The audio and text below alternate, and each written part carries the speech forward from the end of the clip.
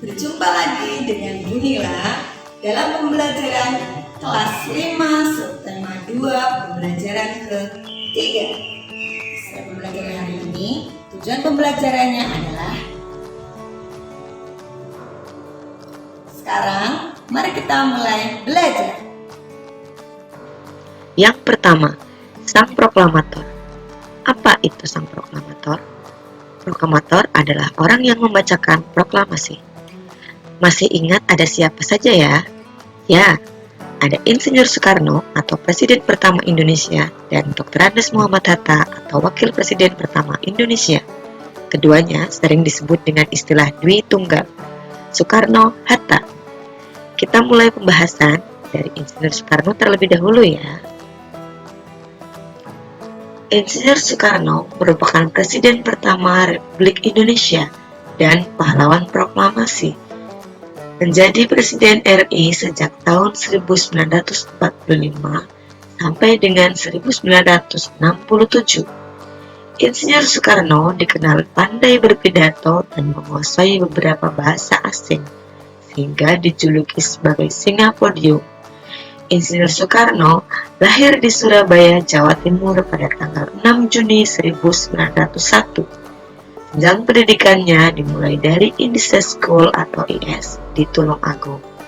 Setelah lulus, Soekarno melanjutkan pendidikannya di European School ILS, Mojokerto, Jawa Timur, Hagenenburger School HBS Surabaya, dan Technisch Hogere School THS. Sekarang menjadi Institut Teknologi Bandung atau ITB di Bandung, Jawa Barat, dan memperoleh gelar insinyur. Dr. Andes Muhammad Hatta adalah Wakil Presiden pertama Republik Indonesia dari tahun 1945 sampai 1957 dan Bapak Koperasi Indonesia.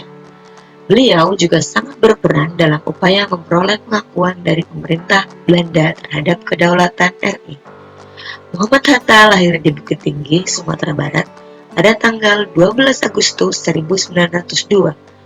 Jenjang pendidikannya ditempuh di European Lagere School atau ILS di Bukit Tinggi, Merwietberger Lagere Onderwijs atau Mulo di Padang, dan Hendels Middelsberg School HMS di Jakarta.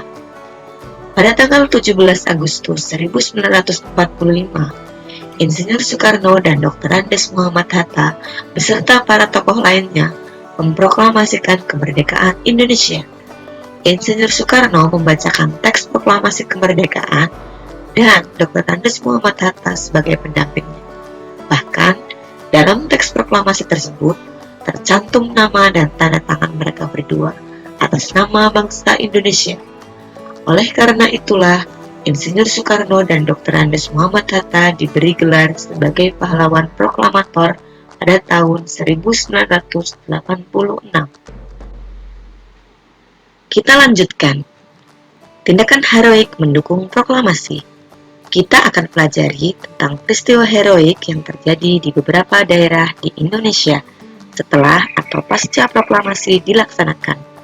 Heroik artinya berhubungan dengan kepahlawanan. Kita mulai dari peristiwa heroik di Yogyakarta. Perebutan kekuasaan di Yogyakarta dimulai pada tanggal 26 September 1945 sejak pukul 10 waktu Indonesia Barat. Para pegawai pemerintah dan perusahaan yang dikuasai Jepang melakukan aksi mogok. Mereka menuntut agar Jepang menyerahkan semua kantor kepada pihak Indonesia. Berikutnya, peristiwa heroik di Surabaya. Terjadi insiden bendera di Hotel Yamato, Tunjungan, Surabaya. Orang Belanda mengibarkan bendera merah putih biru di atap hotel. Rakyat kemudian menyerbu hotel tersebut, menurunkan dan merobek warna biru bendera itu untuk dikibarkan kembali. Insiden ini terjadi pada tanggal 19 September 1945. Berikutnya, peristiwa heroik di Semarang. Pada tanggal 15 Oktober 1945, pasukan Jepang melakukan serangan ke kota Semarang dan dihadapi oleh TKR dan Laskar Pejuang lainnya.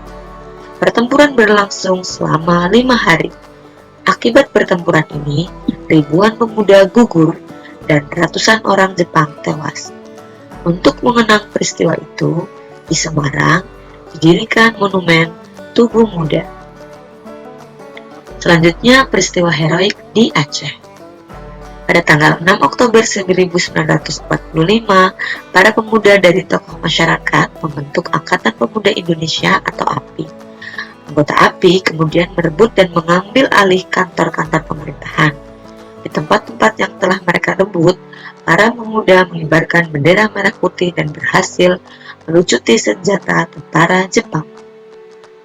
Berikutnya adalah peristiwa heroik di Bali. Pada bulan Agustus 1945, pemuda Bali membentuk organisasi Angkatan Muda Indonesia atau AMI dan Pemuda Republik Indonesia atau PRI. Upaya perundingan untuk menegakkan kedaulatan RI telah mereka upayakan, tetapi pihak Jepang selalu menghambat.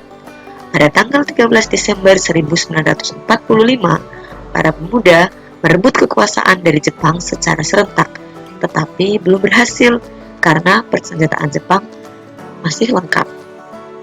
Selanjutnya, peristiwa heroik di Sumbawa. Bentrokan fisik antara pemuda Jepang terjadi di Gempe, Sape, dan Raba.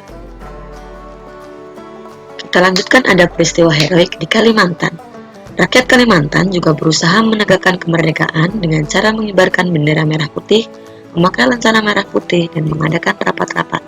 Namun kegiatan ini dilarang oleh pasukan sekutu yang sudah ada di Kalimantan.